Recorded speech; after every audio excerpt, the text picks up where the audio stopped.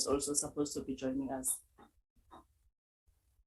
And then the minister, Joe Khatla, our parliamentary officer, they're in New York. Yes, thank you.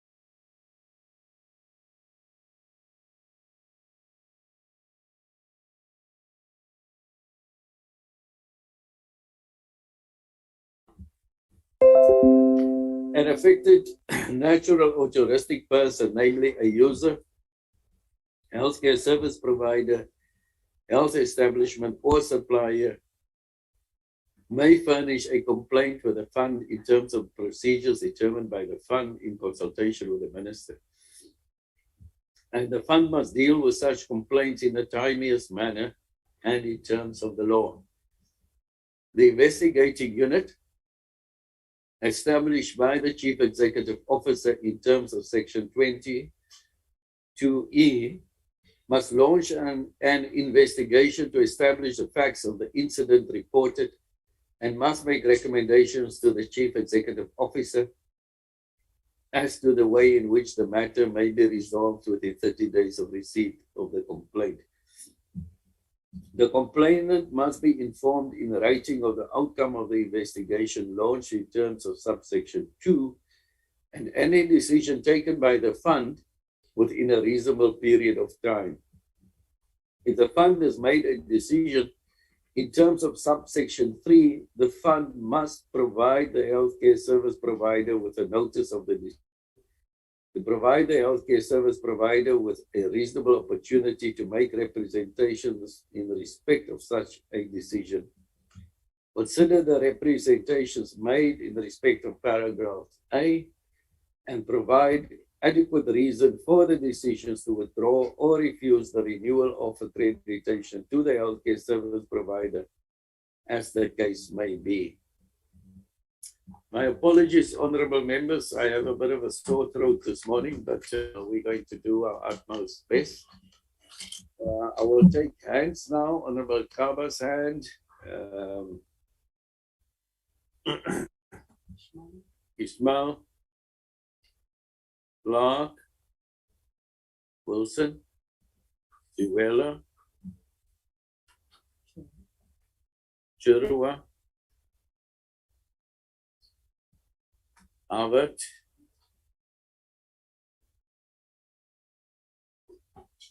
Van Staden,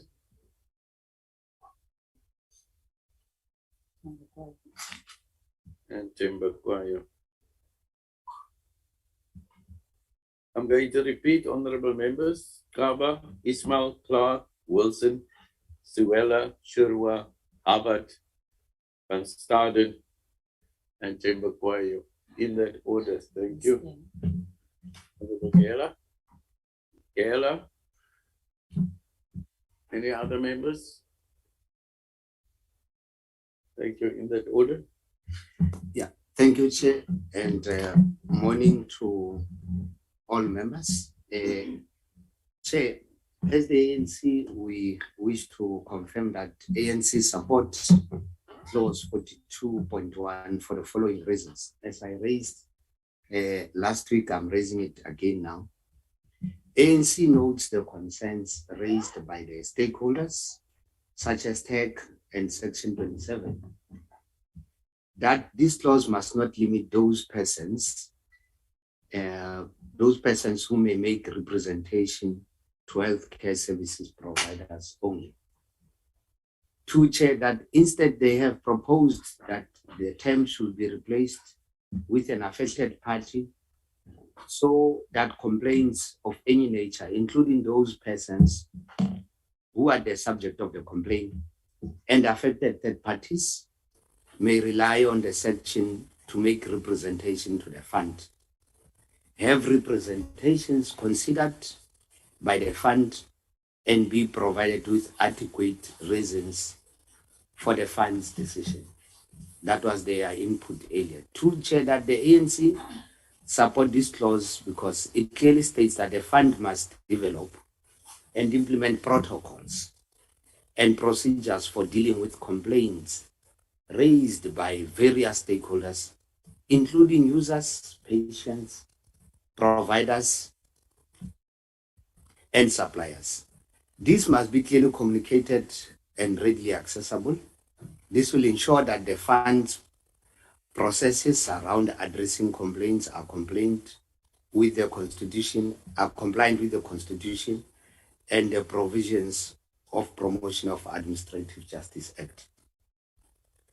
Chair, also that the fund must endeavor to deal with all complaints in a fair, lawful, and that the protocols and systems implemented To achieve this constitute reasonable administrative action. Furthermore, Chair, that wish to submit that the ANC support clause 42.2 on the following reasons: that the fund must be capable of speedily investigating any incident reported to it and must exercise its investigating powers in a fair, non-procedural, and transparent manner. The outcomes of such investigations must be speedily reported within the stipulated timeframes.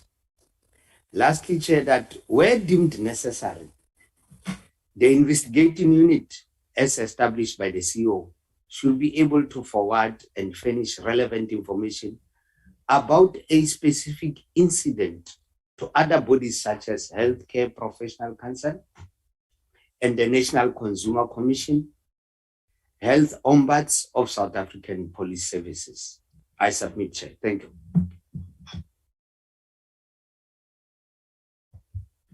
Thank you, Chair. I just have quite a few clarity-seeking questions or issues to raise here. Firstly, we have currently the Health Ombuds Office and we have the OHSC. Now, there is no real specification on this clause to state how this complaints process will work in relation to the current Health Ombuds Office as set out in the OHSC Act. So there should be some clarity with regard to this. Secondly, I mean, the way I read this clause is the fund, the fund surely cannot both manage the funds and deal with complaints. There must be a sense of impartiality with regard to this. So I just need clarity on this point of impartiality when regarding the fund itself and obviously how the complaints procedures will be dealt with in an impartial manner. My third point, again, there are no specifications with regard to the governing of fines. Again, if this bill is going to be the core of where we're going to be working with going forward as a health department, there need to be some sort of specifications with regard to regulating all these fines. The fourth issue that I will need to raise is the NHI bill presents a long process, with regard to dealing with these complaints procedures. I think it doesn't, really take into consensus the grief and pain that really lies with the complainant. So we need to ensure that there are specific timeframes by when these complaints should be addressed and resolved on. And neither does it actually specify when the outcomes of these complaints should be relayed to the complainant. It just says within 30 days, the health establishment must be notified, but it doesn't give specifications on other matters. Lastly, there are no specifications again on what structure should be in place to ensure a small process that will, actually assist in dealing with any complaints, as well as a proactive approach that will actually minimize the need of complaints, which will ultimately obviously impact the state fund, impact state funds also with regard, most especially due to litigations. So I think my issues here are actually raised with regards to timeframes and specifications. Thank you.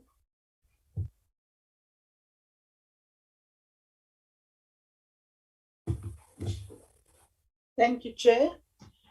As previous objections raised, why does the Minister need to be consulted on the complaints procedure? One, dealt with in timeliest manner. There should be a stipulated time period. What would the timeliest manner be?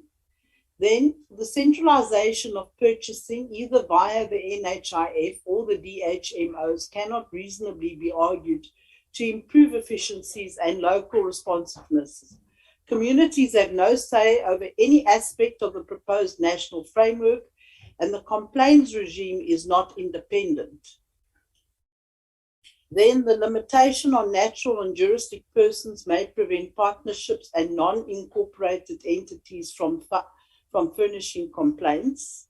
Then under 2, refer to section 20E, objections on the powers of the CEO may be resolved. This is vague. Does it mean that it should be resolved within 30 days? If the complaint is not required to be resolved within 30 days, what is the point of this section? And then 3, what is reasonable time period? And 4, noted, however, from a practical point of view, how does the Minister or the fund plan to ensure the effectiveness of this section where the vast majority of public healthcare providers do not comply with the requirements for registration and receipt of a certificate. Thank you, Chair.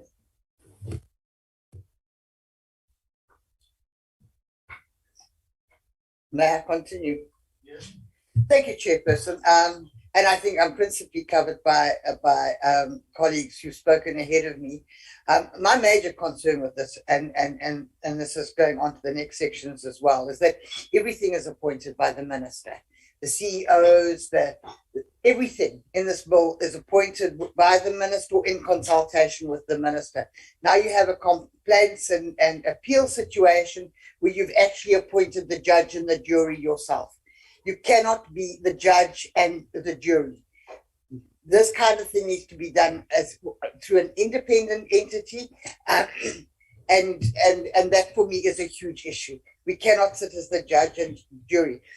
What I can't understand in this section is what happens to private or non-contracted hospitals and service healthcare providers who are not contracted to the NHI. Where do they now go? And do they go to the health ombudsman, or are we going to use the health ombudsman in this situation? An investigating unit must be established by the CEO in terms of the section, and must launch an investigation to establish the facts of the incident reported and make recommendations. How big is this unit?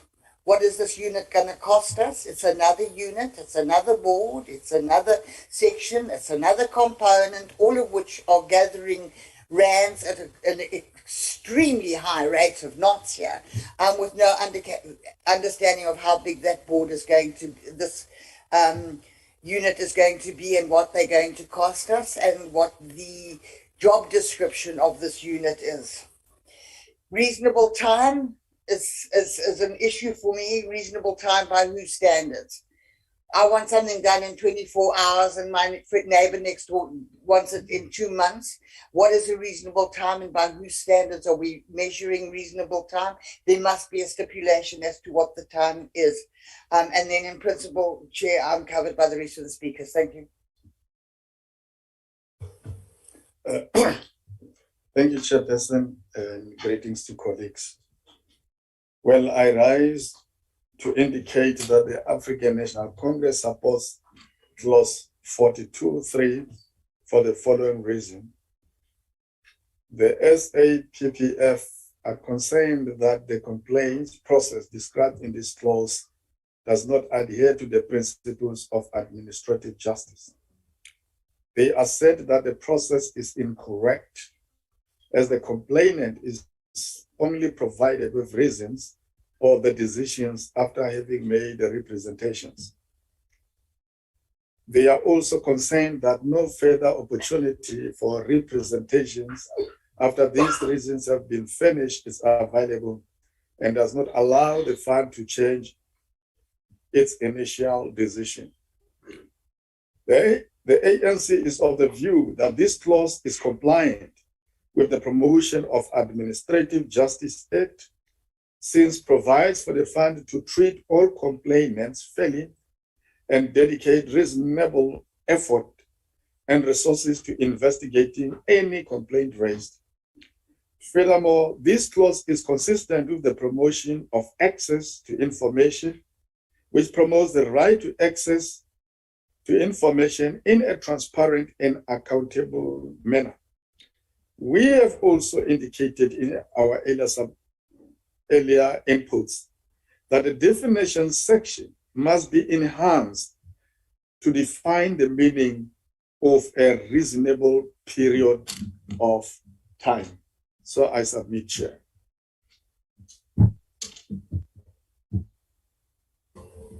Honorable Chair. Thank you very much, Chairperson. I wasn't sure if it was my turn. Good morning, colleagues.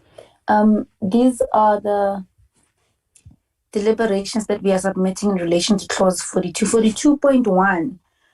This particular aspect is lacking a breakdown of severity in cases and what would prove, as said before by previous speakers, a reasonable time. And this is problematic as it's the current status quo, and numerous persons are subjected to health decay because there isn't room to decipher complaints on the basis of severity, be it health emergency severity and or the financial implication severity on the part of the service provider. And then 42.3, what happens in the Honorable instance Chairman, sorry, can you just speak a bit louder? We can't hear you well inside the chamber. Okay, I'm sorry, am I audible now? A little bit more, and then that should be better. Thank you. My laptop is literally by my mouth. Am I audible now? Yes, better. Thank you. Okay, must I repeat the first sentiment? Yes, please.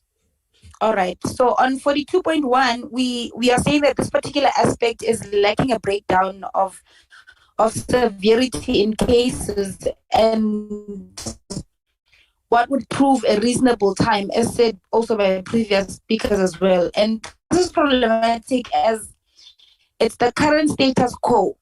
And numerous persons are subjected to health decay because there isn't room to decipher complaints on the basis of severity, be it health emergency severity and or the financial implication of severity on the part of the service provider. 42.3, what happens in the instance that the fund hasn't communicated the outcome of the investigation within the stipulated time? 42.4.c, does the refusal of accreditation to be part of the fund equal that the facility is rendered non-functional?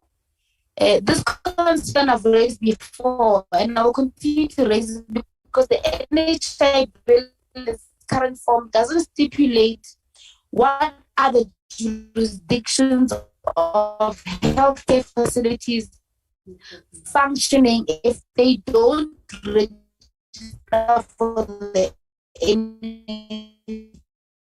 NHI. And now, in this instance, in relation to Honorable Chairman, now you're breaking up very badly. Can you? they do not We can't hear you at all now. get accredited, how then does that affect payment of services by persons when utilizing these first aids and or medical?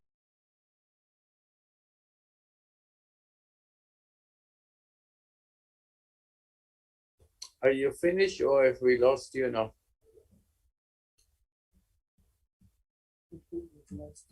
Honorable Chairman? I think we've lost Honorable Chairman. We will come back to Honorable Chairman. Hopefully our connection will be better when she returns. We will go to Honorable Howard. Thank you, Honorable Chair. I just here rise to support submission made by Honorable Kaba 42.1, 42.2. Also support the submission 42.3 made by Honorable Siwela. Thank you, Chair.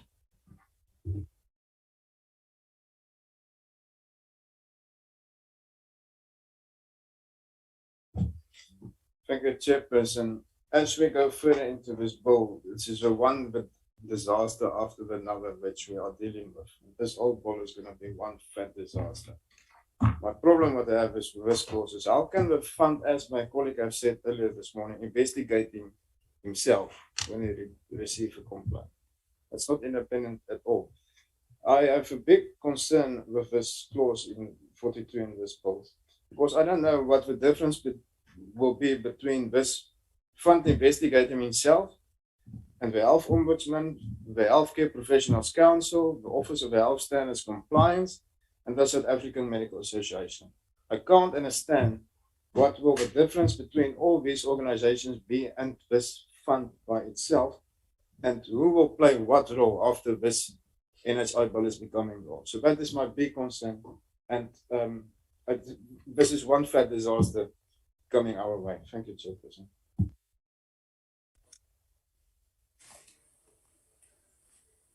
Thank you, Chairperson. Let me start by presenting what Honorable Naledi Chirwa would have done, but because of the problem of load shedding, she could not do that. In connection with clause 42.1, this particular aspect is lacking a breakdown of severity in cases and what would prove a reasonable time. This is problematic as it's the current status quo, and numerous persons are subjected to health decay because there isn't room to decipher complaints on the basis of severity, be it health emergency severity and or financial implication severity on the part of the service provider. 42.3, what happens in the instance that the fund hasn't communicated the outcome of the investigation within the stipulated time? 42.4c, does the refusal of accreditation to be a part of the fund equal that the facility is rendered non-functional?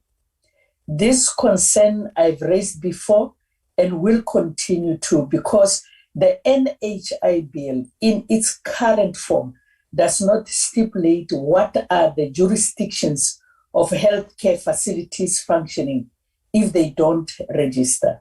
And now, if they do not get accreditation also, how then does that affect payment of services by person when utilizing these facilities, when ordinarily this would be done with the assistance of medical aids or medical insurance? 42.2, in the instance that a complainant is extremely severe and cannot be conclusive in 30 days, what is the method and or system, and why isn't it stipulated in the bill? And then because of the above mentioned reasons, the EFF would reject the clause. And I would continue by saying that the clause does not take into consideration the user, as it is not user-centered, especially with regard to the procedure that needs to be undertaken, with specific reference to the structure that is not clear that will deal with the complaints. And as it also has been echoed, the process and timelines are not clear and not transparent and also not clearly specified. And further to say, this is an example of a long-winded procedure that fails to appreciate the magnitude of the grievances on the life of the complainant or the affected, since the prospective users cannot afford legal representation in their complaints and the appeal sections. And I'm also repeating and supporting also what I read, which was supposed to be presented by Honorable Naledi Chirwa, to say the EFF does not support this clause. Thank you, Chairperson.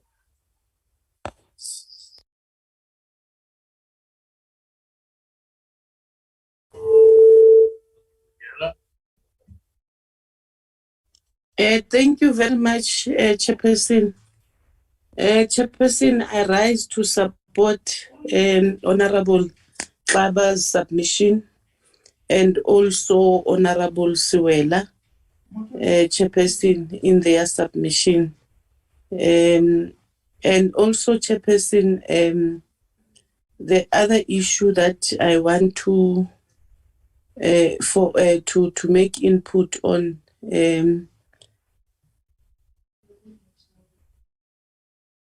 I'm audible, Chair. Yes, you are. Thank you. Continue.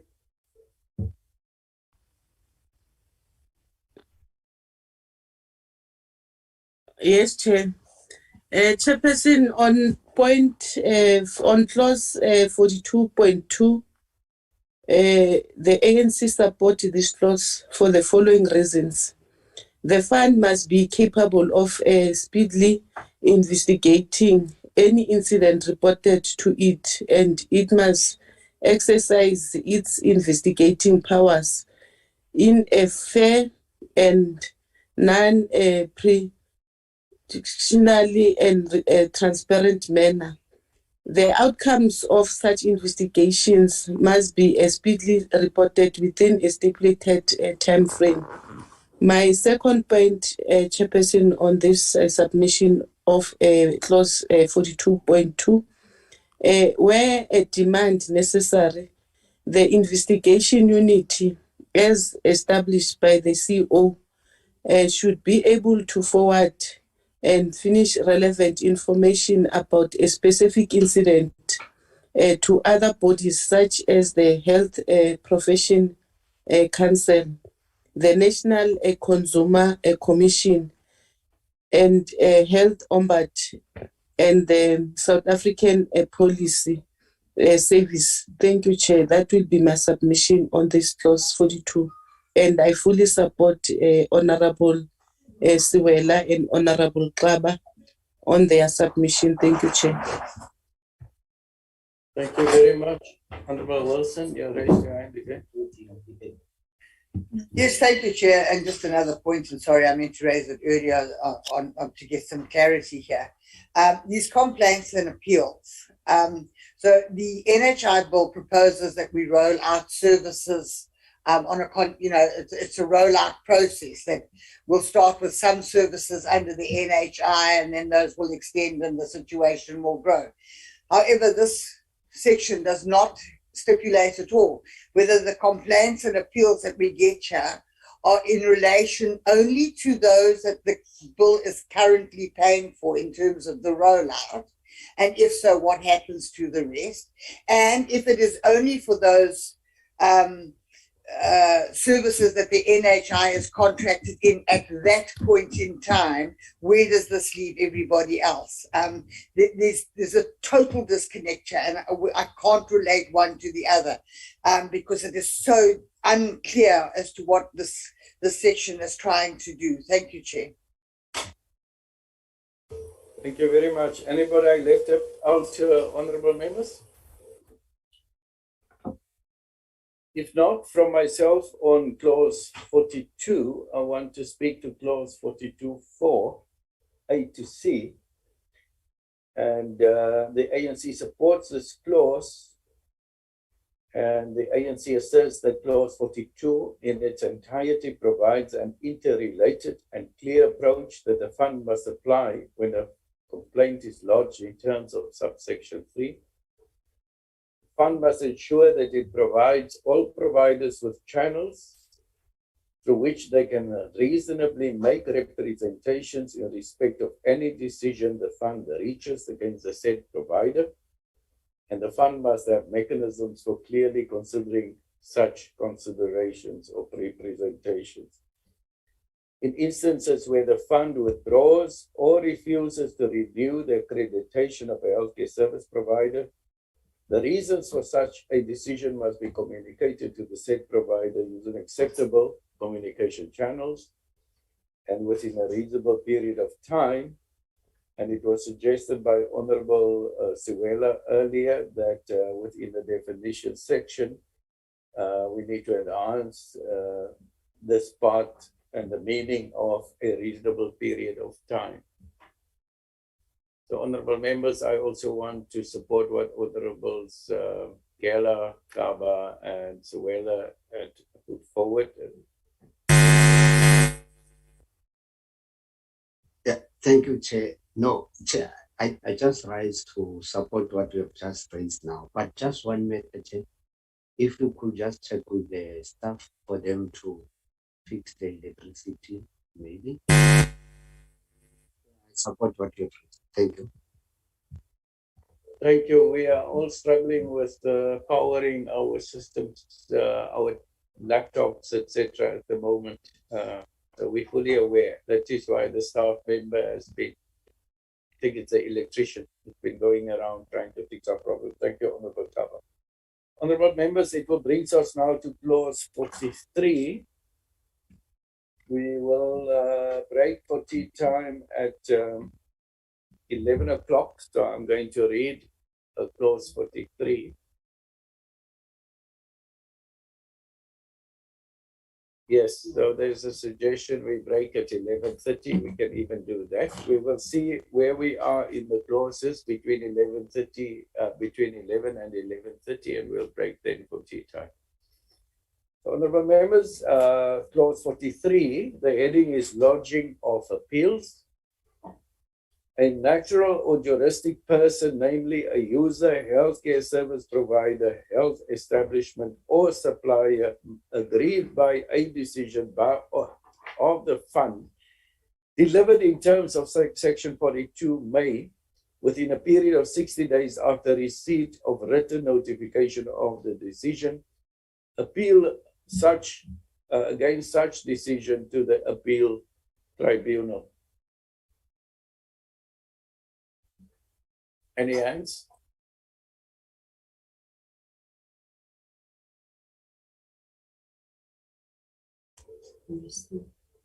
Wilson, Ismail, Van Staden, Clark, Howard, Tembakwayo,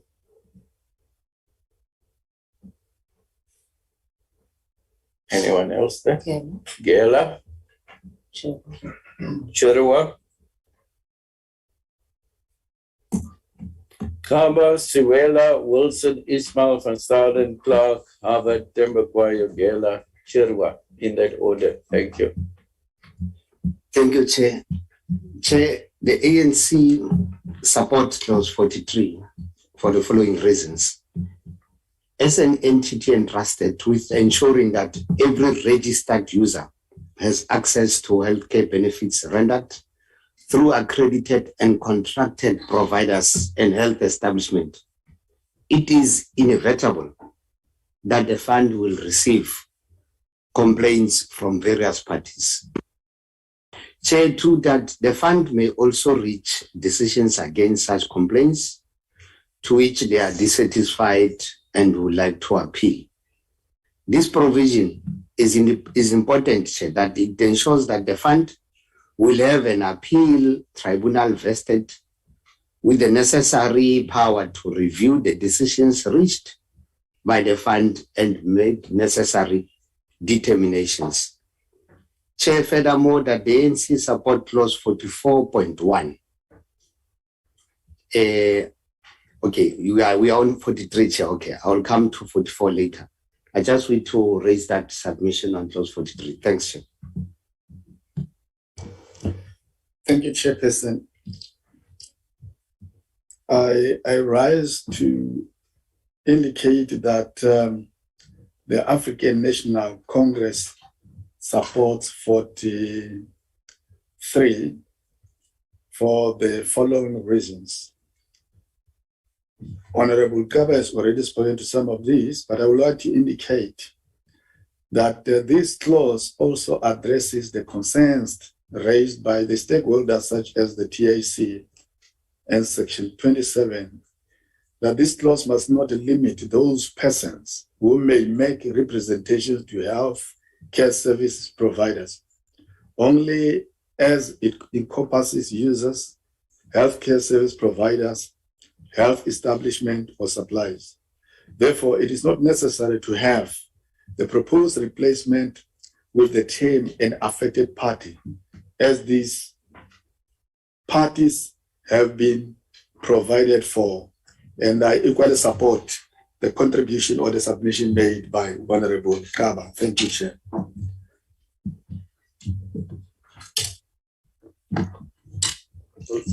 Thank you, Chairperson. It's a brief paragraph, so not much can be said, except that, again, I'm going back to the previous paragraph.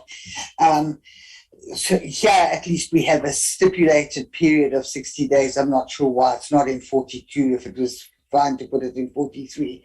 And what does one lodge an appeal against? Against the services that the NHI is rendering at that stage, or against any health services at that stage? And if that is the case, well, then where does the Health Ombudsman fit into this? Thank you, Chair.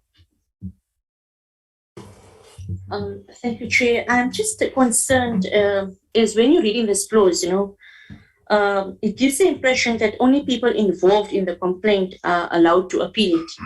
So I don't know, maybe the legal advisors can actually, advise on this when they do tell us what's going on with this NHI bill. Should it actually include, the complainant or the respondent who is aggrieved by a decision of the fund? Because the clause, as it's stated now, it's very closed, and I think it doesn't give the opportunity for others that all other relevant people to actually appeal it as well. Thank you.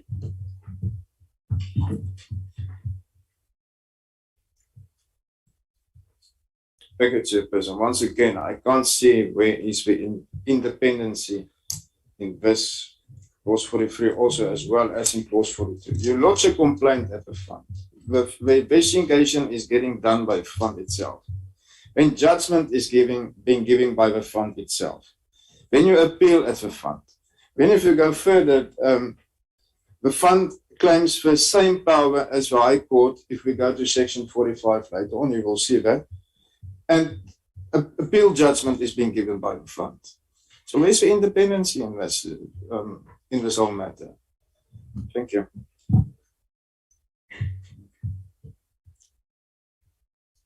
Honourable Clark. Thank you, Chairperson. I've largely been covered. I'm also just concerned about the lengthy time period, because if it's not resolved within 60 days, then you can appeal against the decision to the appeals tribunal.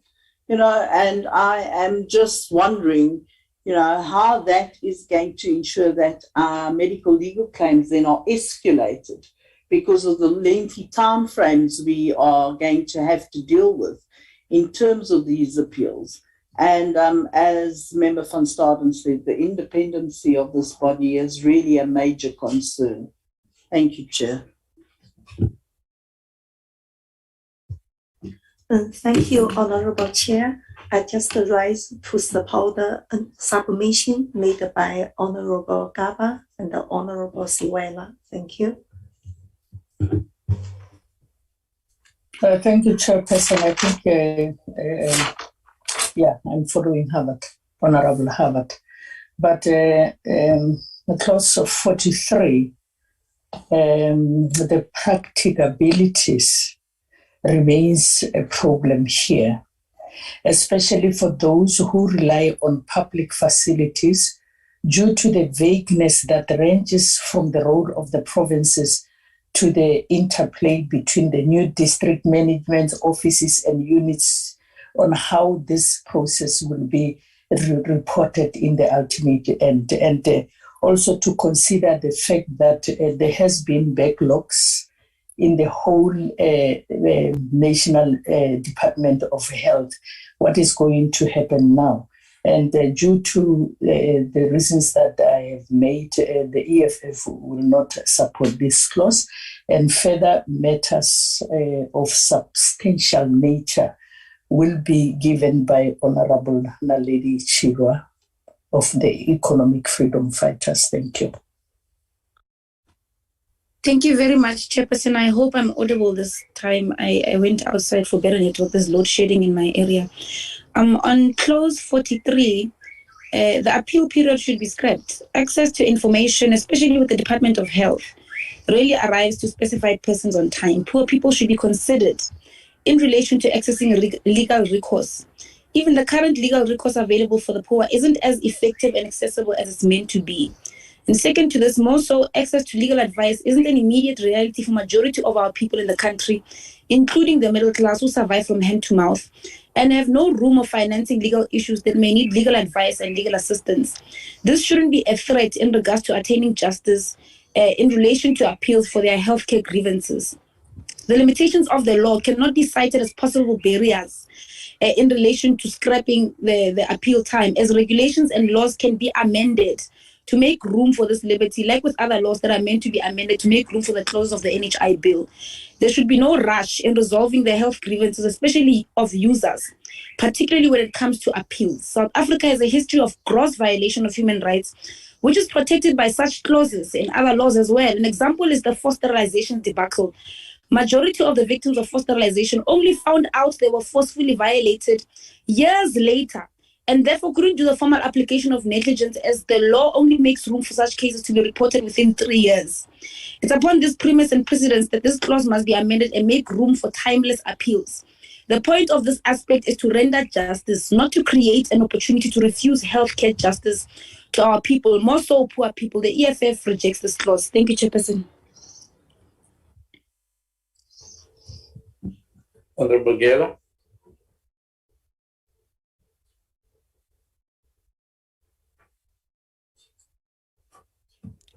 Thank you, Chairperson. Chair, I rise to support Honorable Kaba, Honorable Siwela on their submission. But I also want to make my submission, Chair, on this clause 43. As African National Congress, we support clause 43 for the following reasons, which are more relevant. The first point, Chair, that I want to make, this clause is consistent with ensuring good governance and supporting fairness in the decision-making process of the fund in terms of provision of Administrative Justice Act. Secondly, Chair, the period of 60 days is supported because it provides sufficient time to consider and formulate their response to the decision of the fund. I hope, Honorable Wilson, you are covered. Your consent will be addressed. But also, Chair, the other point is that in this way, aggrieved parties will be provided with opportunity to take particular decision reaching by the fund under review by an independent panel and structure. And also this one, it's also addressing the concern of Honorable Van Skaden. I hope they will be addressed. This clause also addressed the concern raised by stakeholders such as TAC and Section 27, that this clause must not limit those persons who may make representations to the healthcare services provider, only as it encompasses users, healthcare services provider, health establishment or supplier. I submit, Chairperson. Thank you very much. Any honorable members I missed out? No one else. Honorable members, also from myself, I see there's a discussion about the 60 days, but when one does read the clause, it says within a period of 60 days, meaning one can do that as early as possible. Those who would want to appeal, it doesn't restrict the person. In fact, it seems like it allows at least a lengthy period of time so that those who are not able to respond quickly enough will be able to do that. So from myself, I support what Honorable Straba, Siwela and Gela had raised with regards to this clause. And we will therefore go on to clause 44, which speaks to the appeals tribunal. And I will read the clause. Chairperson, what about tea time? What about? Tea time. Thank you. No, thank you very much, Honorable Timbakwayo. I did earlier say we will have tea time a little bit later. We're considering how the clauses go, firstly, and secondly, because we started a bit late. We thought we'd try and put tea time in between, more into the center or in the middle of the current period. I hope that's acceptable to you. So after this clause 44, we will go for tea time. I hope that's agreed. Chairperson, we had load shedding. We never had any opportunity to drink tea. Some of us, the electricity came just now, and I don't want to go out of this. Can you give us tea time, please? We are asking, honestly, can you give us tea time, please? Yes, Honorable Kaba. Chair, I think we have indicated the collective view of the committee. So we request to Honorable to kindly respect the view already taken a decision. Thank you. No, it was not a collective view. It was a matter expressed by the chairperson. Chair, just on a point. And we don't have to make arguments here. We all have got the right you have already made a Wait. decision on a matter. It's just tea time. Let's have tea time. Thank you very much. Thank Tea you. time now. We'll be back in our first.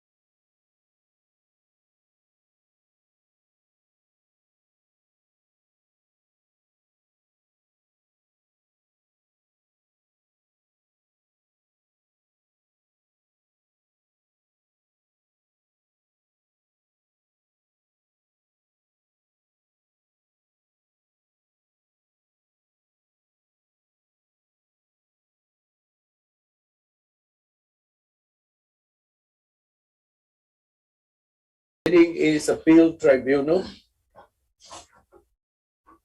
And I will read. An appeal tribunal is hereby established consisting of 5 persons appointed by the minister. 1 member appointed on account of his or her knowledge of the law, which must also be the chairperson of the board.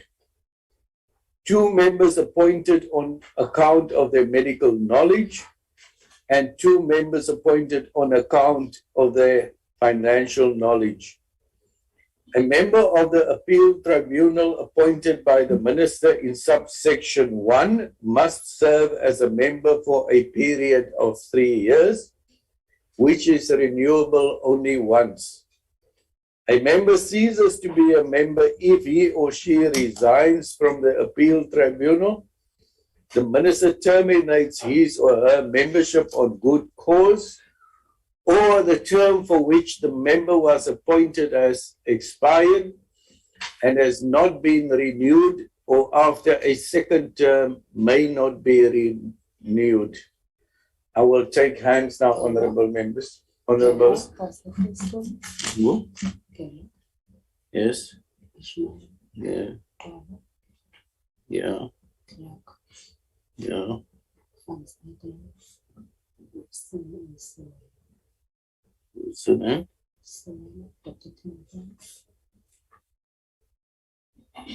Yeah. Yeah.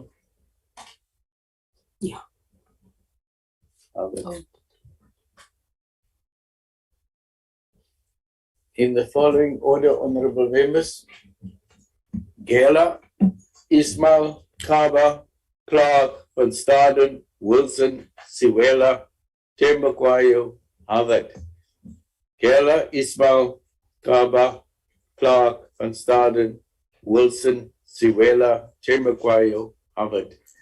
Thank you. You may proceed. Chirwa. Thank you. Thank you, Chair. Chair, in clause 42, the African National Congress support clause 44.2 for the following reasons. As per the proposed amendment to the clause 44.1, where the minister, after consultation with the cabinet, will appoint the appeals tribunal, it is a standard practice that such tribunals have a 3-year term. Secondly, Chair, this provision is consistent with the requirement of setting up such structures, such as the Council for Medical Schemes appeal boards. Thirdly, Chair, it also ensures appropriate that there is a maintenance of good governance, transparency and fairness for the appellants. Thank you, Chair. That will be my submission on clause 44. Thank you, Chair. I just have a few issues that I want to raise. Firstly, and most importantly, is the issue of the minister in the involvement of the appointments. Secondly, I want to again highlight the impartiality of this clause.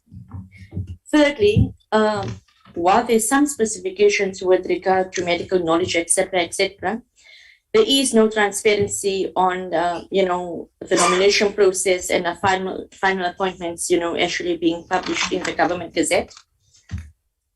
A few other issues are conflicts of interest and Section 3, where it states there's no specifications of good cause where the minister will be able to do A, B, and C, and D on a good cause. We need some criterion of what does a good cause mean.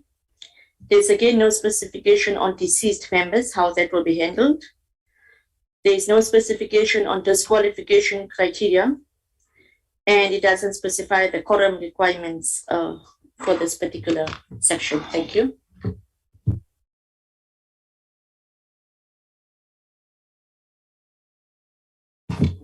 Thanks, Chair.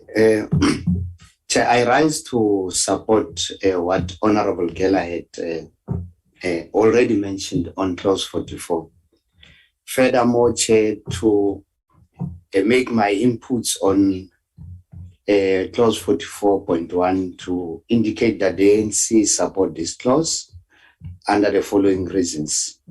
ANC notes the inputs from the National Planning Commission, in which NPC is concerned that powers vested in the appeals tribunal, that is on clause 45, that is appointed by minister as excessive and may lead to potential conflict of interest and perceptions that the process is not sufficiently neutral. To Chair, that it is our considered view that the tribunal will assist in ensuring that any decision reached by the fund against a given party, or where the party is unhappy with such a decision, a review process is undertaken to assess the fairness of the decision and its administrative appropriateness.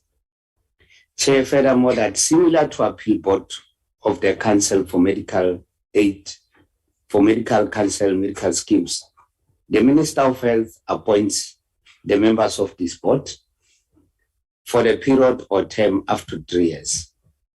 The ANC therefore supports the minister's role in the appointment of the appeals tribunal after consultation with the cabinet.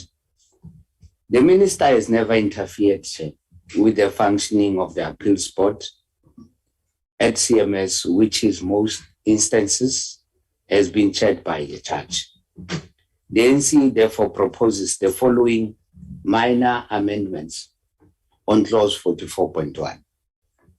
That an appeal tribunal is hereby established consisting of 5 persons appointed by the minister after consultation with the cabinet. That is an amendment we are proposing there. We further propose that minor amendment to the clause 44.1A that says 1 member appointed on account of his or her knowledge of the law, who must also be the chairperson of the appeal tribunal. I submit, Chair. As earlier indicated, I support what Honorable Gela had raised. Thank you, Chair. Thank you. Honorable Kawa, just to make certain I heard you correctly, you're making an amendment to, suggestion of amendment to clause 44.1. And then also clause 44.1.A. You use the word, 2 words, appeal tribunal instead of the word board. You replace it with the word board. That's Thank correct. you. Next is Honorable Clark. Thank you, Chairperson. 44.1, appointed by the Minister.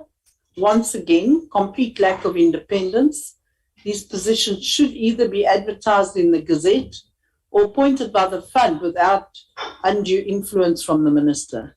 The effect of this section is the Minister becomes the judge, the jury, and the executioner. 1A, the bill allows the Minister to pick the chairperson of the board, who then automatically becomes part of the appeals tribunal against a decision made by the fund. There is no independence once again from the decision of the fund to the appeals tribunal. There is no requirement in section 14 that a chairperson must have knowledge of the law. This must then be brought in as an additional requirement in section 14. Then 2, what is the reason for the difference in between the members of the board and the CEO for a 5-year term and someone on the appeals tribunal stipulated at 3 years? And 3B, termination by the Minister. This opens up to abuse from the Minister, especially when decisions go against the fund or the Minister. Thank you. Thank you, Chairperson. Now, as I've said earlier this morning, the whole matter of independency is also further under threat under this clause of the bill. But the fact of the matter that the Minister is doing appointments of the appeal tribunal, which, as I said earlier on previous meetings, that actually the Minister should be taken out of all clauses in this bill and be replaced by Parliament. Because the fact of the matter is, Chairperson, that the independency oversight, Parliament oversight and transparency in this whole bill is out of the door and out of a window. And so therefore the independence in my eyes is totally under threat here in this NHI bill. There's no independency whatsoever, and we've been talking the whole morning about this matter. So that's my input. Thank you, Chair. Thank you, Chairperson.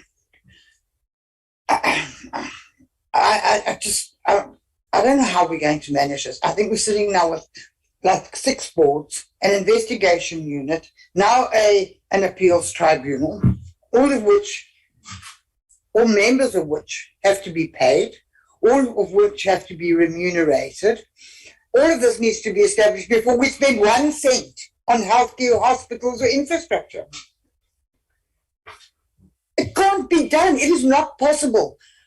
Not until you can show me where the money is coming from. All we have discussed from the time we started this whole process was this board, that tribunal, that setup, all of which requires people, high skilled people. You come at an astronomical cost. And we haven't even discussed 1 cent yet where we will spend it on a hospital or on a bill or on a service provider or on a medicine. And on top of all of that, and I'm going to reiterate what my colleagues are saying, where is the transparency in all of this? Everything is done through the minister, who is going to control the entire system, literally on his own at this stage, because everything, the minister has to be involved and do everything here. God alone knows when he's going to do his job and what he's supposed to be doing to sort out our bloody file up of our health system already. And it just can't be done. It can't be done. And appealing what? Are we appealing because the NHI fund didn't pay for what they should have? Or are we appealing because this hospital didn't have water for 3 days, which has got nothing to do with the fund? None of that is clarified in any of these sections. This cannot be done. I actually don't even know why we are continuing with the process. Thank you, Chair.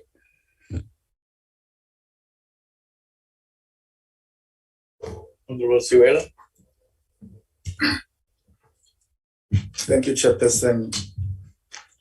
I rise to support the submission by Honorable Gela and Honorable Kava with regard to clause 44. Thank you, Chair.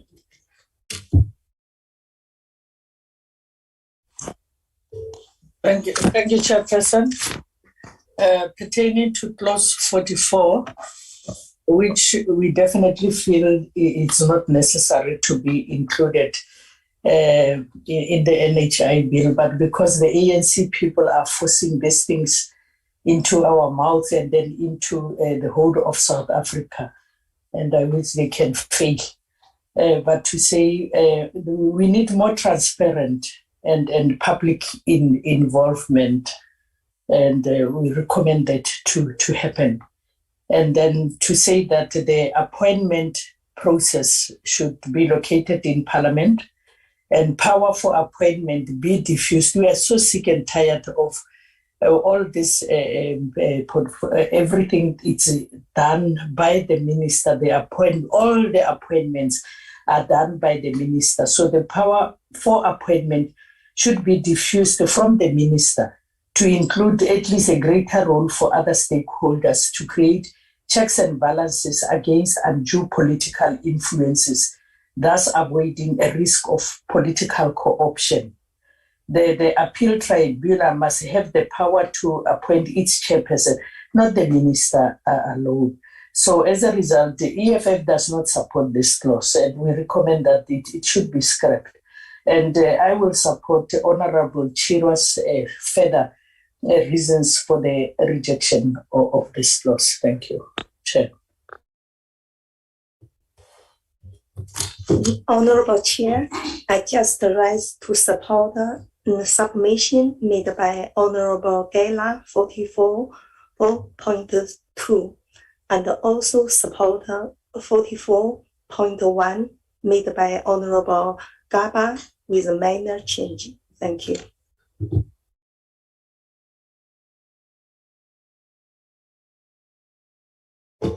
Honorable Chairman.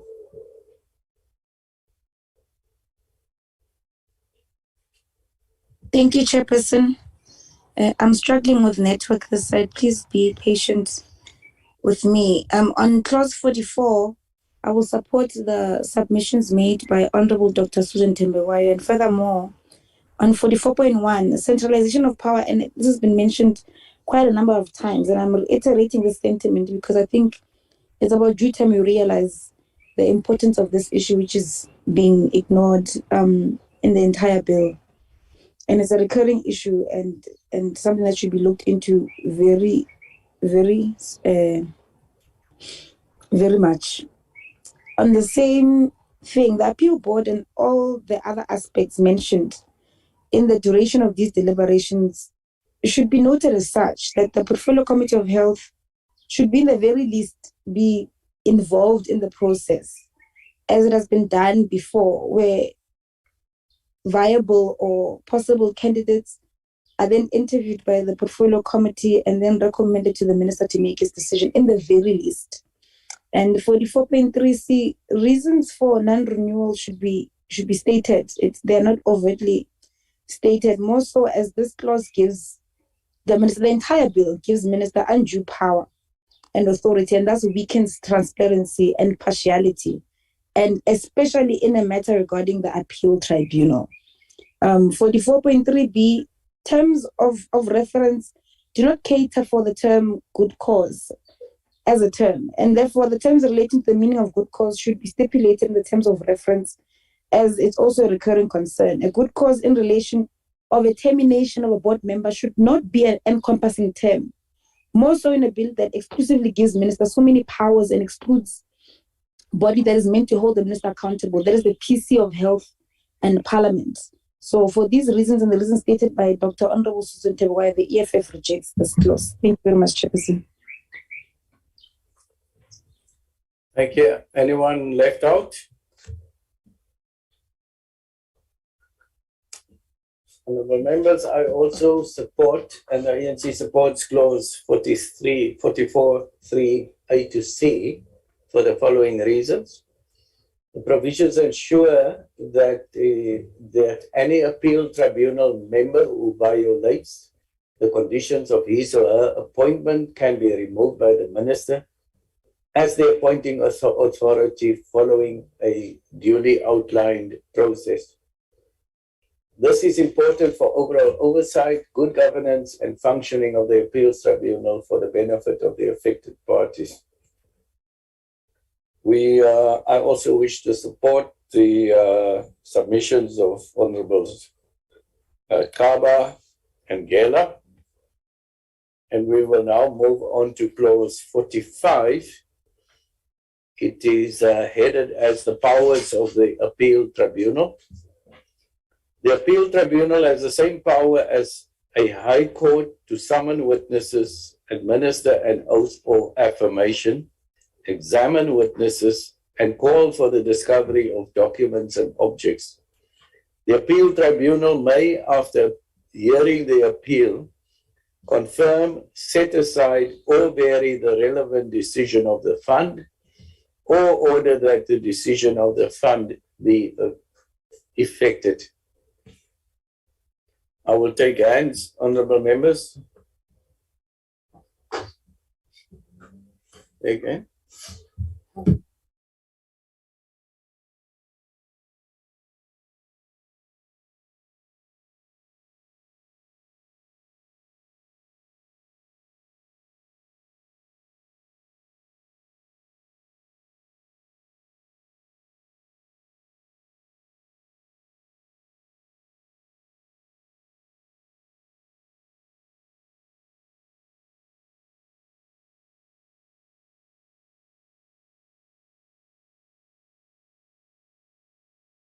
Honorable members, in this order, Albert Ismail Clark Wilson Suella Kaba van Staden.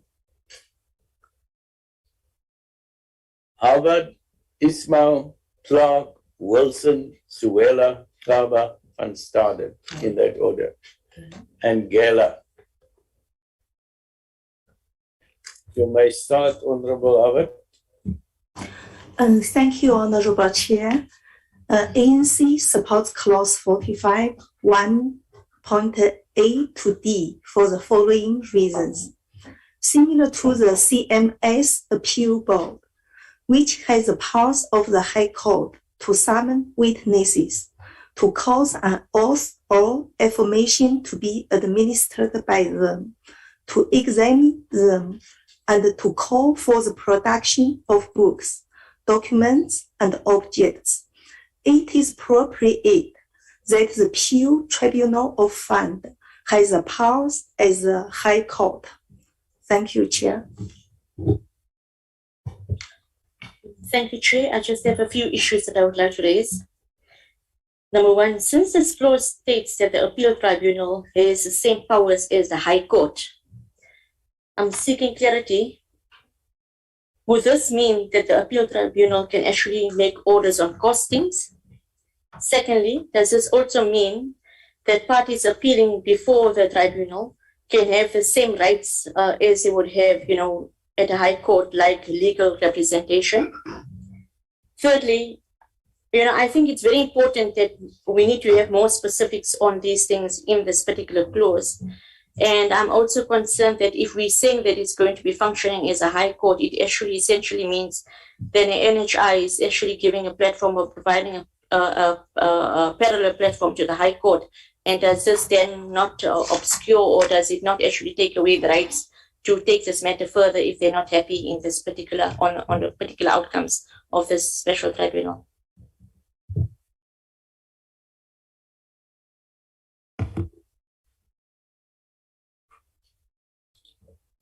Thank you, Chairperson.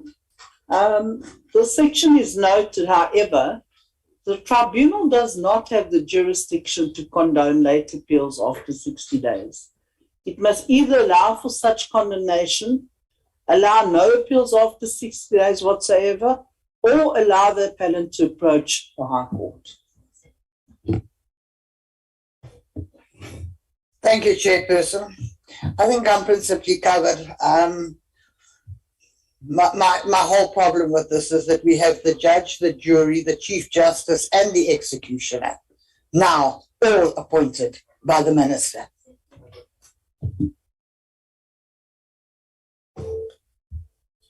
Thank you, Honorable Siwela. Thank you, Chairperson. I rise to indicate that the African National Congress supports clause 45 2A to B for the following reasons.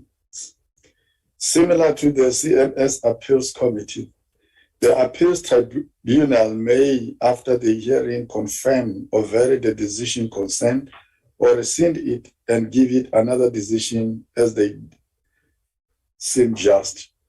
These provisions are consistent with those outlined in Chapter 8 of the Constitution of the Republic, specifically those relating to high courts under Section 169. This provision is also consistent with Section 7 of the Promotion of Administrative Justice Act, and further to indicate that I support the submission made by Honorable Harvard on clause 45 1A to D. Thank you.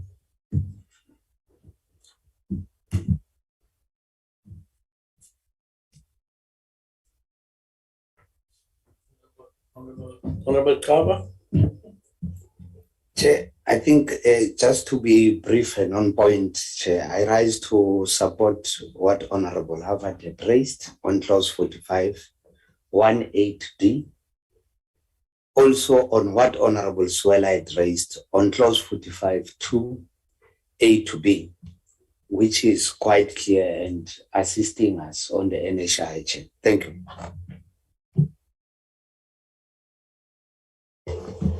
Started.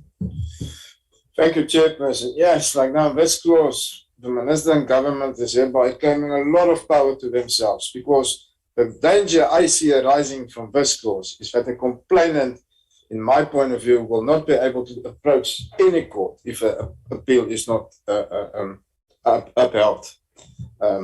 So I would rather suggest that we urgently get a legal opinion on this matter from the legal people who are sitting here, but I would suggest a legal opinion from the sectors outside of Parliament as well, because this is very dangerous and I see there's trouble coming. Thank you, Chairperson. Honorable Geller.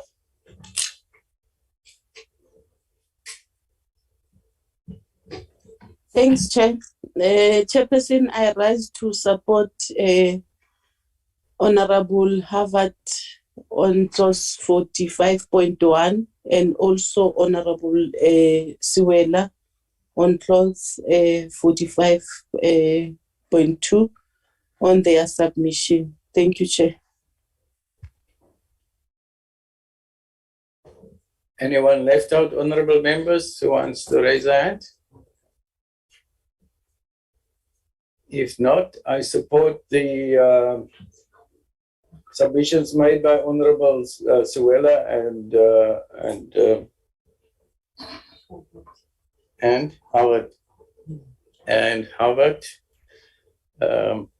We will move on to clause 46.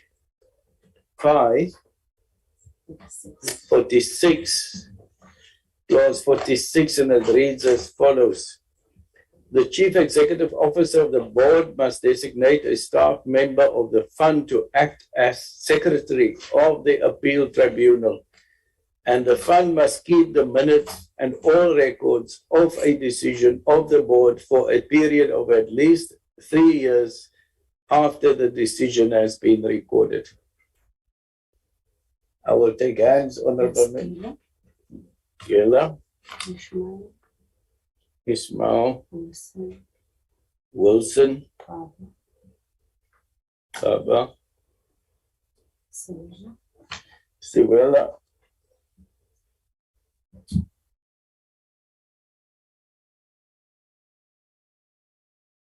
Harvard. I'm going to repeat. Geller, Ismail, Wilson, Kaba, Siwela, Howard.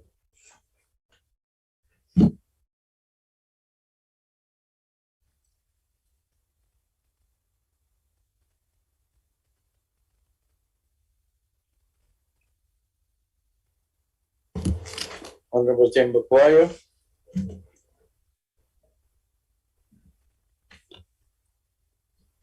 In that order, we'll add the rest as they raise their hands. Honorable Geller, you may start. Thank you, Chairperson. Chairperson, the African National Congress supports clause 46 for the following reasons. One, this provision is consistent with the administrative procedures and fairness and the procedure and process implemented by similar bodies with regard to supporting the enabling, the functioning and operations of appeal tribunals. Secondly, Chair, the proposed minor changes should read as follows in this clause. The Chief Executive Officer of the board must designate a staff member of the fund to act as a secretary for the appeal tribunal, must keep the minutes and all records of the decision of the tribunal for the period of at least 3 years after the decision has been recorded. Thirdly, Chair, the existence of the secretariat with assist the records keeping and also ensure that in instances where aggrieved parties require access to a specific information, they may be granted such access as per the Promotion of Access to Information Act. I thank you, Chair. That will be my submission in clause 46. Thank you. Thank you, Chair. I'm just concerned, that the appeals tribunal must function independently. And I think this is very, very important. There must be impartiality.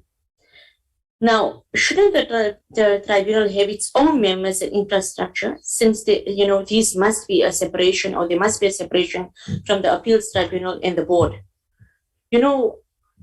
English is a very ambiguous language, and I'm not sure if I'm just too intricate in reading these clauses coming from an assessor and moderator background. But I'm not seeing any impartiality in these clauses that we are dealing with right now, and it's very, very worrisome. I think, yes, we need the legal advisors to look into this, because it's becoming more and more concerning that there's too much interlinking of the fund and the appeals tribunal, and it's defeating the purpose of actually having an appeals tribunal if everything is going to be linked and there's going to be no impartiality. Thank you, Chair. Thank you, Chairperson. I simply need clarity on this clause, that the fund must keep the minutes and all records of decisions of the board for a period of at least 3 years after the decision has been recorded. And perhaps our legal advisors can clarify this for me, but my understanding was, and particularly if the fund and this appeals tribunal have such mega powers and are chief justices on their own, do legal documents, certainly those that have a legal implication, have to be kept for 5 years, not 3? It's 5. I don't know why there's 3 here. Legal documents and anything with implications for any tax or anything needs to be kept for 5 years, and yet there's only a 3-year recommendation on this clause.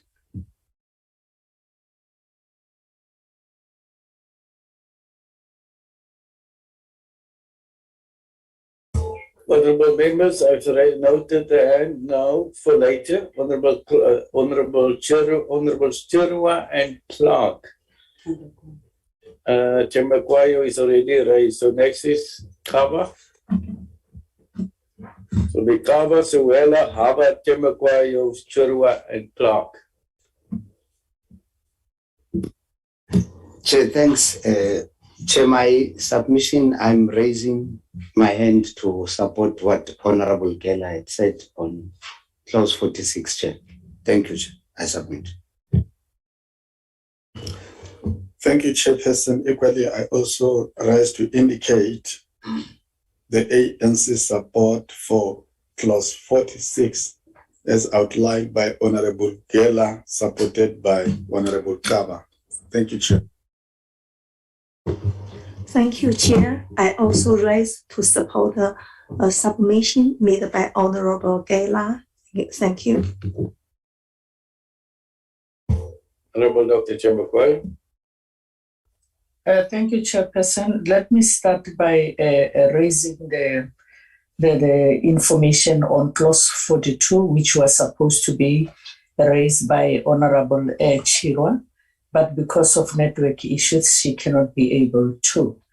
Number 1, clause 46, the records of the decisions of the board must be kept indefinitely. The ICT system for this purpose must include this aspect. Forced sterilization case reference as in clause 44 submission. And to say that the EFF rejected this clause.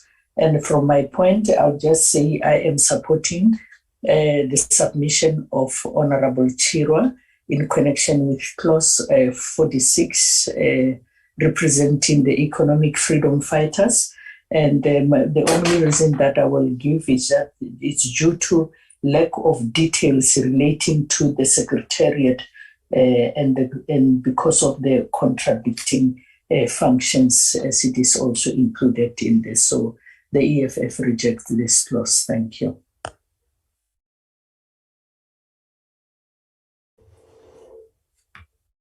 Honorable Chirwa.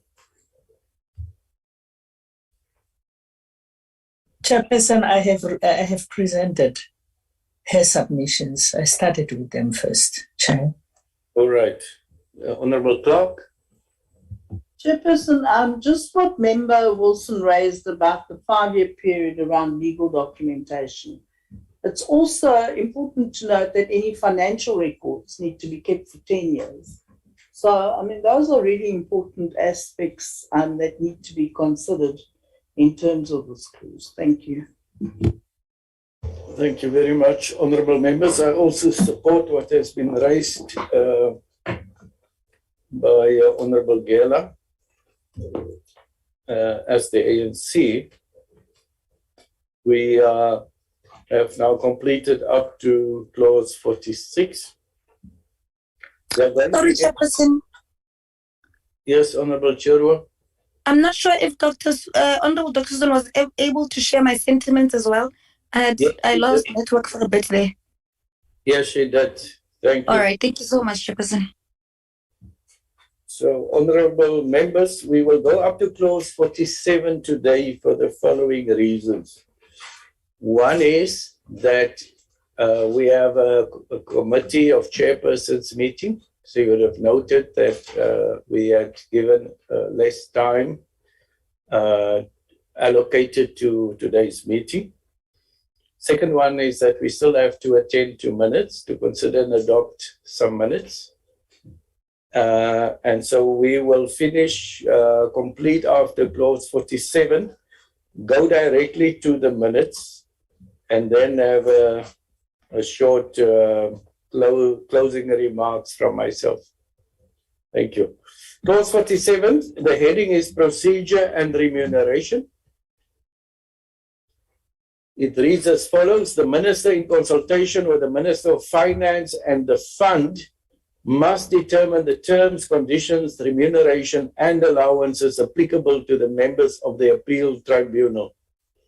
A member of the Appeal Tribunal must recuse him or herself if it transpires that he or she has any direct or indirect personal interest in the outcome of the appeal, and must be replaced for the duration of the hearing by another person with similar knowledge appointed by the Minister. The Appeal Tribunal must determine the outcome of the appeal within 180 days after the lodgement of the appeal, and inform the appellant of the decision in writing, and the Secretariat appointed in Section 46 must keep record of all proceedings and outcomes. Nothing in this section precludes an aggrieved party from seeking suitable redress in a court of law that has jurisdiction to hear such a matter. I'll take hands. Suella, Clark, Kayla, Sisma, Kaba, Wilson, Howard, Ismail. I'm going to repeat: Siwela, Clark, Gela, Kaba, Wilson, Howard, Ismail. Siwela, Clark, Gela, Kaba, Wilson, Howard, Ismail. Thank you. Thank you, Chairperson. Once again, I rise to indicate the ANC support for clause 47.4 for the following reasons. This provision is consistent with the constitutionally enshrined rights where an aggrieved party can seek redress in a court of law as outlined in Chapter 8, and the relevant jurisdictions outlined for the various courts, that is Section 167 as it relates to the Constitutional Court, Section 168 as it relates to the Supreme Court of Appeal, and Section 169 on high courts. The existence of the Appeal Tribunal as a provision in this Act should not preclude aggrieved parties from seeking redress in the country's judicial system when deemed necessary. This is supported by the option of redress that also exists in the Appeals Board of the CMS, which makes provision for a person to seek relief from the High Court at any stage during the appeal process. This should happen after the fund has exhausted its internal processes as provided for in Section 7 of the Promotion of Administrative Justice Act. So I submit, Chair.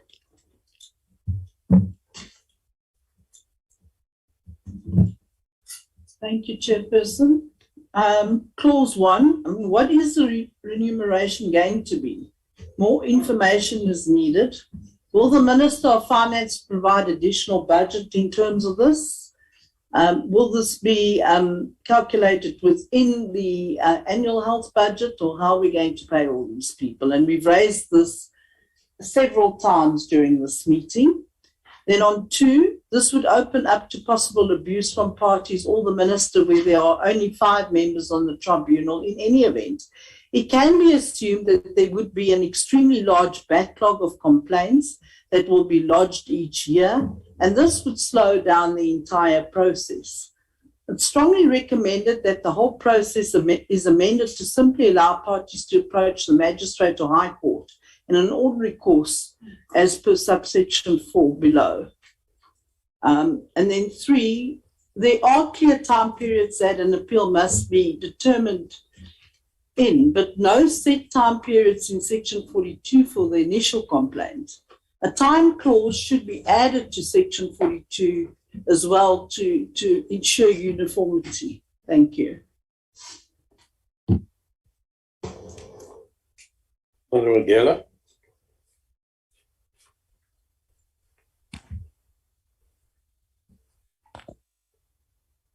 Thank you, Chairperson. Firstly, I want to support the submission of Honorable Siwela.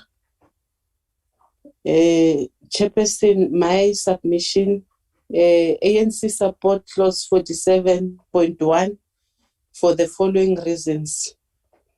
This provision will ensure that the fund remunerates all members of the appeal tribunal utilizing the provisions of the Public Finance Management Act 1999, which in part aim to ensure that all revenues and assets of government are managed efficiently and effectively.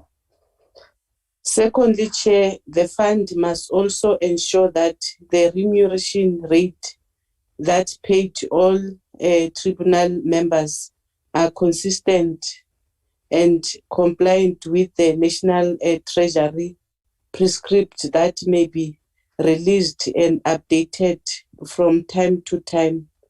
That will be my submission, Chair. Thank you very much.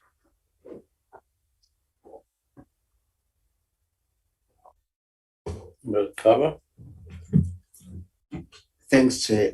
Chair, the ANC supports clause 47.2 under the following reasons.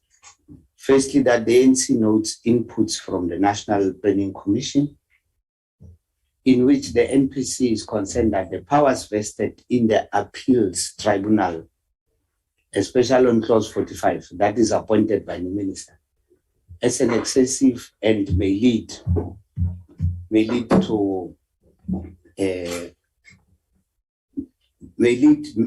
to potential conflict of interest and perceptions that the process is not sufficiently neutral. Chair, that the provision is supported by the ANC as it ensures that any member with a conflict of interest regarding a matter serving on tribunal is excluded from its proceedings. This will prevent undermining the veracity of the tribunal decision and ensures that transparent and accountable governance for all its decisions. Enabling the Minister, after consultation with the Cabinet Chair, to proactively appoint a replacement for duration of the hearing to which the applicable conflict of interest arises, ensures that the capacity and knowledge base of the tribunal is not weakened to the detriment of its decisions, Chair. I also, Chair, rise in support of what Honorable Siwela had raised and Honorable Gela had raised on clause 47, Chair. I submit. Thank you. Thank you, Chairperson. I'm very, very glad that our Minister of Health is actually a doctor. Because I think when he goes into the Minister of Finance to present this little lot and the costs that are accrued around there, he might have to give the Minister of Finance CPR. Because I think this is getting higher and higher as we go along. So thank heavens that's a good combination, one to save the other. Chair, I'm principally covered by most people, but I think, what one must always consider is that the appeal within 180 days, that's 6 months. It's a very long time when the health or finances of a patient or a service provider or a supplier is involved here. And we already have a situation in this country where service providers are just quite simply not being paid. And to prolong this situation even further, I think is going to be hugely problematic. Thank you, Chair. Thank you, Honorable Chair. I just raise to support submission made by Honorable Gela and also Honorable Siwela and Honorable Ogaba. Thank you, Chair. Thank you, Chair. I'm actually partly covered by my colleague regarding the remuneration and allowances. However, I would request the legal advisors to look into the amount of days, because I think the normal amount of days would be either 90 days or, in this case, we've got a situation where we have an appeals tribunal that's actually acting or having the same platform as a high court. And if we're looking at the high court, it says 120 days from the date on which the order of tribunal is received by the assessors of the principal chief commissioner. So obviously it's a little difficult situation here when you're working out of context of a high court, because the appeals tribunal is the high court itself according to the NHI. So I think we need the legal advisors to actually look into this, Chair. Thank you. Honorable Chairman.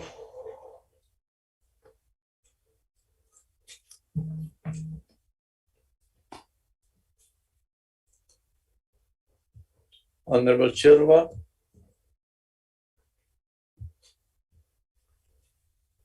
Thank you very much, Chair. Are you able to hear me now? I can hear you now. Thank you. Okay, on clause 47, in the case that the appeal is unfavorable to the user in particular, that is unfortunately poor or financially incapacitated to access Supreme Court assistance or intervention, what then happens? And second to that, the clause in the structure of the... We can't hear you, Honorable Chairman.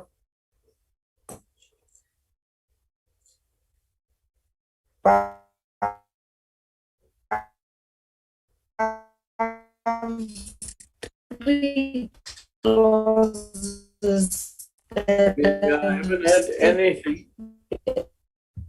On your first line, Honorable Chairman.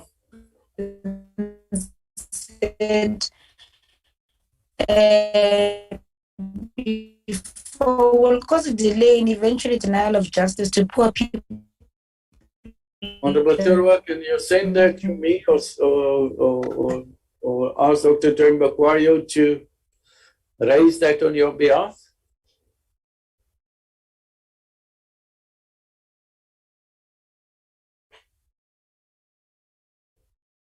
Did you hear me there, Honorable Chairman? Honorable members, I will raise my views and I'll go back to Honorable Chairman. I want to speak on clause 47.3, and the ANC supports this clause for the following reasons. And then additionally, we also want to make an amendment to that clause. And the reasons are that the requirement for the tribunal to ensure that it reaches a decision on a particular matter within the stipulated 180 days, whilst it ensures that any aggrieved party is given feedback and redress within the said timeline, requires that consideration be given to appellants, whether as users, service providers, or suppliers, to be given expeditious redress. In comparing similar organizations such as the Council for Medical Schemes, the appeal must be lodged within 3 months after the decision was made. This appeal has a prescribed format and must be in the format of an affidavit. Furthermore, the decision that is being appealed against is suspended pending the outcome of the hearing. The ANC proposes that the 180 days be reduced to 90 days and the clause to be amended as follows. The appeal tribunal must determine the outcome of the appeal within 90 days after the lodgement of the appeal and inform the appellant of the decision in writing, and the secretariat appointed in section 46 must keep record of all proceedings and outcomes. The decision that is being appealed against is suspended pending the outcome of the hearing. This promotes administrative justice, which requires that public institutions adhere to due process principles when making administrative decisions and taking actions. The principles of administrative justice include 3 principles here: lawful action, reasonableness, and procedurally fairness. In terms of lawful action, the decision must have been taken by an official duly authorized to do so and must not be inconsistent with the confines of applicable legal framework.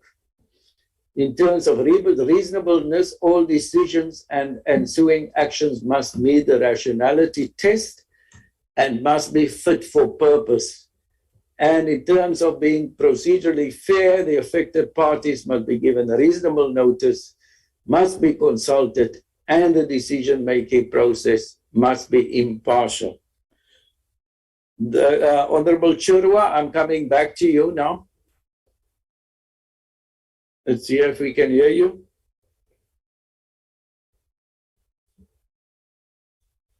I am also looking at the WhatsApp group to see if you had posted. You hadn't posted anything to me. Honorable Tembakwayo, has anything been posted to you? And if not, Honorable Chirwa, you can send your input to the committee secretary so that it is recorded. I think in this case, yes, we would have to ensure that your input is recorded. Honorable Kaba? No, Chair, I think that is our standard practice, wherein I support that the submission from Honorable Chirwa may be sent, and also raising my hand to support your submission, Chair. Thank you. Thank you very much. And also, as finally, I support the submissions made by Honorable Siwela, Kela, Kaba, Avat. Thank you, honorable members. Honorable members, we are going to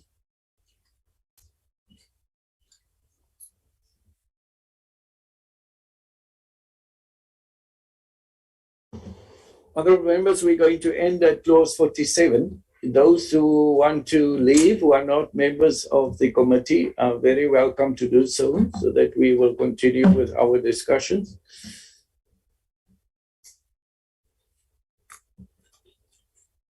Don't forget, just as a reminder, to forward your submissions in written format to the committee secretary. I have to remind you, all of you, and I hope you have complied to date. Maybe you must drop a matrix from the Ms. Majalamba so I can have a look at who submitted and who has not. At the end. All right, so you're not doing that on an ongoing basis. Yeah, the same applies to us EFF. We'll submit towards the end, Chairperson. Thank you. Not day by day. Thank you. Thank you very much, honorable members. So that's the next part of our discussions would be the minutes of the previous meetings for consideration and adoption. And I'm going to see where I can read from. I'm going to try to read from that screen. You can see the minutes of the 31st of August, 2022 on the screens, honorable members. First page, make certain that you capture to be present or to have apologized. I think if we just go back to Sheikh Imam, I know it's big confusion with Sheikh Imam and Imam Sheikh. Sheikh Imam is correct. He doesn't mind. Yeah, and he doesn't, well, I hear he doesn't mind, so I hope he accepts my apology if he does mind that he raises it with me. All right, honorable member, second page.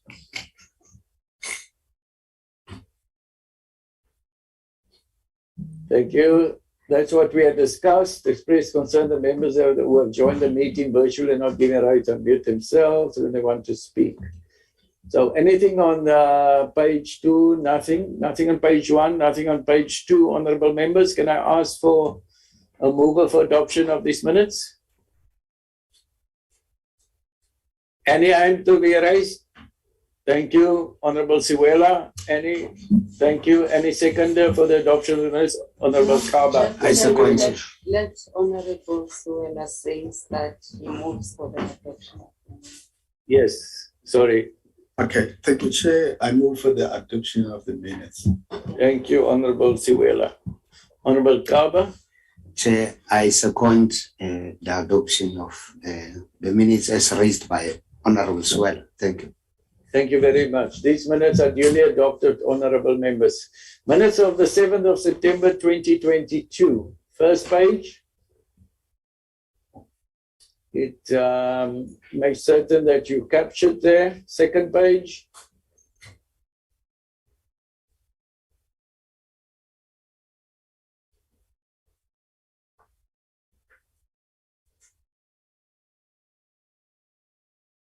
Anything on the first page or second page, honorable members? Third page.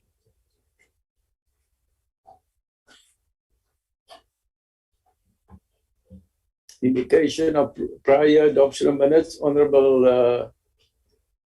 And then I'm going to ask for movers for adoption, or is it something else? I just want to ask, we must still get the revised minutes of the 24th. I don't know if it was sent to us. Then I'll move to for adoption. Can you repeat that? No, we must still get the correct minutes of the 24th of August as revised in this meeting for the 7th of September. Yes. All right. But you're adopting for this one's move. You're moving for this one's adoption. Thank you very much. Any seconder for that movement of that adoption? Of the... Chair, I'm seconding. Thank you very much, Honorable Gela. Honorable members, these minutes are duly adopted.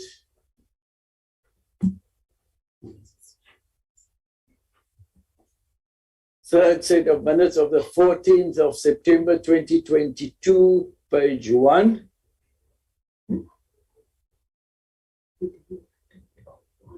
Anything, was your name captured? Anything else? Page 2. Page 2.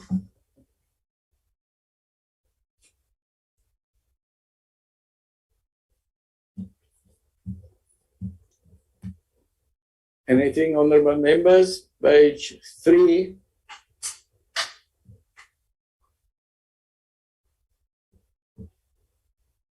Nothing. Nobody? Can I ask for a mover for adoption of these minutes? Honorable Howard. Switch on your microphone.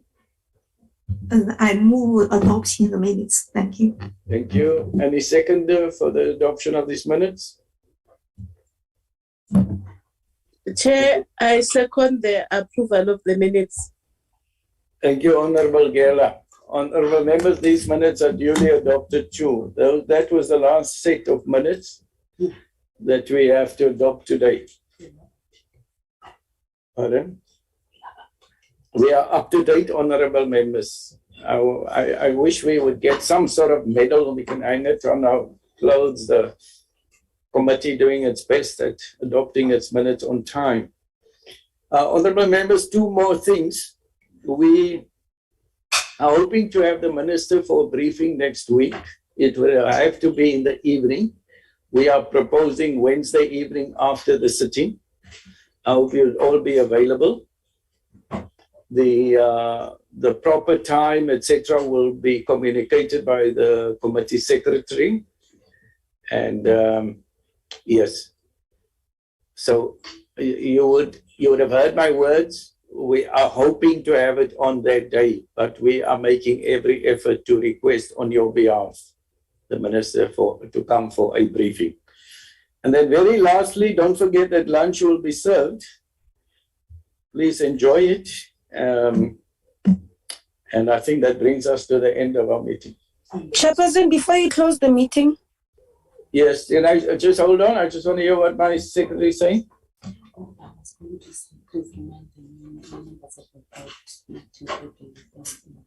Yes. Yes, and just before I forget, Honorable Chairman, I'll give you an opportunity. Don't forget, members, the meeting tomorrow at 10 at the Taj Hotel with UNAIDS, those who have indicated, including our content advisors and researchers. Thank you. Yes, Honorable Chairman. Yes, Chairperson, there's three matters that I quickly want to raise quickly. I want to ask if it's possible that we ask the minister to cover certain parts, and it's not just a broad presentation that he brings. Two matters specifically that I would want to be addressed is the Sinopharm issue. I'm aware that SAPRA still hasn't approved for public use, but they have approved for private use. And I think it would be great if the department gives us clarity on why that is the case. And second to that, there's also been an issue that has been brought to my office of COVID-19 testing kits through NHLS, where there was undue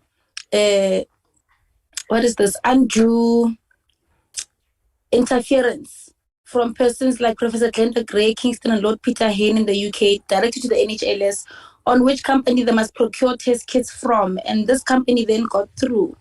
I can send the chairperson more information for the purpose of the ministers coming to the meeting or coming to present to us next week. I don't have a problem with that. And lastly, I just wanted to put it on record for today's minutes or for today's meeting that on the 13th of September last week, I was verbally abused by the parliamentary liaison officer, Joe Cutler, of the minister, after following up on a medical case that they were not resolving of Nduduzi Matlala, who was at the clinic since 4 a.m. and still didn't get medical assistance, even after following up with the minister and the deputy minister, who said he would assist, and liaison officer of the minister, and also the MEC of Health in Gauteng.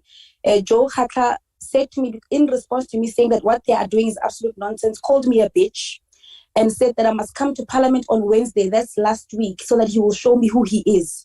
And I want that to be noted. It doesn't have to be responded to, but to just be noted that that's what has been sent also to the Speaker's office, and other processes are also being followed in relation to this. Thank you very much, Chairperson.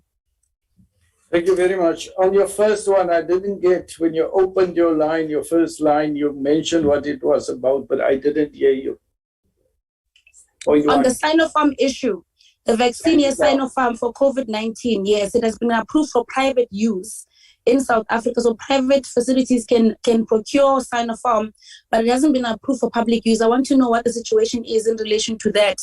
And also, obviously, in relation to that, the Pfizer situation of the extension of Pfizer, even after numerous extensions of expired vaccines, and just those politics surrounding that particular aspect of vaccination, and other issues relating to vaccination, but in particular the Sinopharm issue and the NHLS issue of the procurement of COVID-19 testing kits which apparently NHLS received undue influence from the persons that I named. I think one of them is Professor Glenda Gray, which the NHLS also then confirmed or sent to the minister. The minister is aware of the situation that I'm speaking about, and I think he'll be able to give clarity on that. I would like it to be included in the presentation, so it's not a digression of lines of questions afterwards. It's just in preparation so the minister can come to the meeting or present to us or prepare for my question and not just get an obscure response from the Minister in relation to this.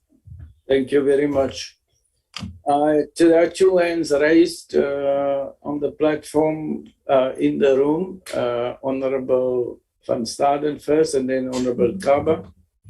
Thank you, Chairperson. Now, there's a lot of problems happening in the health sector this past 2 weeks and so I would assume that we would be allowed on Wednesday evening to put most matters on the agenda as well when the Minister is coming to us. Thank you, Honorable Kaba. No, thank you, Chair. I think matters as they are noted, just that there is only one disturbing matter, Chair, which I doubt if it will be relevant for this portfolio committee, because any member staff having a problem with honorable member, other committees may be approached. I guess this committee may not be dealing with such specific personal matters. So I think that will be not for us discussing in the presence of Minister. So I will propose that even to any other member, in case there is a problem, other institutions may be contacted on the matter. Thank you, Chair. Thank you very much. So, honorable members, you can Person, I've raised my hand. Sorry about that. Sorry to interfere. Yes, Honorable Chirwa. I'm assuming that Kaba is referring to what I had said. I'm not asking for any intervention. I wanted it to be noted that I've said this in this particular meeting, that this situation that I face in regards to my work in this portfolio committee and a member of parliament with someone that's entrusted with liaising with us in relation to health matters in the minister's office. It is very relevant for this committee. I'm not asking for an engagement or a debate on this issue, but that the secretary of this portfolio committee noted in the meeting minutes that this is what I stated on this particular day in this portfolio committee meeting. That is all. The other alternatives of dealing with this situation have been already followed up on with the guidance of the chief whip of my party, DP Floyd Shivambu, and I'm not asking for an interrogation or a discussion or whatever. It is relevant because I'm a PC member of this portfolio committee, and this is a person that I work with. I did not come last week Wednesday because somebody threatened me. I could not come to Cape Town last week because somebody told me I must come and they will show me who he is. This is a man speaking to me, telling me that I must come to work tomorrow because he will show me who he is. It is very relevant for this portfolio committee that I cannot attend a meeting physically because I'm threatened with violence by somebody who attends our portfolio committee meetings. That is all. Thank you, Honorable Chirwa. Honorable members, what you're doing is not right. This is not a matter for discussion. Honorable Chirwa asked that it be noted. And I'm going to make a ruling with regards to this. We're now discussing a matter that does not need to be discussed. So I'm not going to take any hands now. Honorable Chirwa, thank you. We notice what the issues you had raised that you suggest need to be discussed with the minister. Then we also raise we also notice Honorable Van Staden's suggestions on the agenda. I'm going to request that you send in writing any items that you want to discuss to the committee secretary. But I'm going to tell you that you need to be mindful of the time limitations, because if each of you send one item, we're not going to be able to manage it. If each of you send 2 or 3 items, it's going to be even a worst case scenario. So let us be mindful also of the time that will be allocated to that discussion. I think that's it on the agenda. So it includes everything else said by Honorable Chirwa. Then as far as your complaint with Mr. Joe Khatla is concerned, I think Honorable Chirwa, you said it is for noting, and you know the process and procedure you are going to follow with regards to that complaint. It is not something that you, as you had correctly put, something that we as a committee would deal with. So, honorable members, thank you very much for your attendance today. This meeting is adjourned.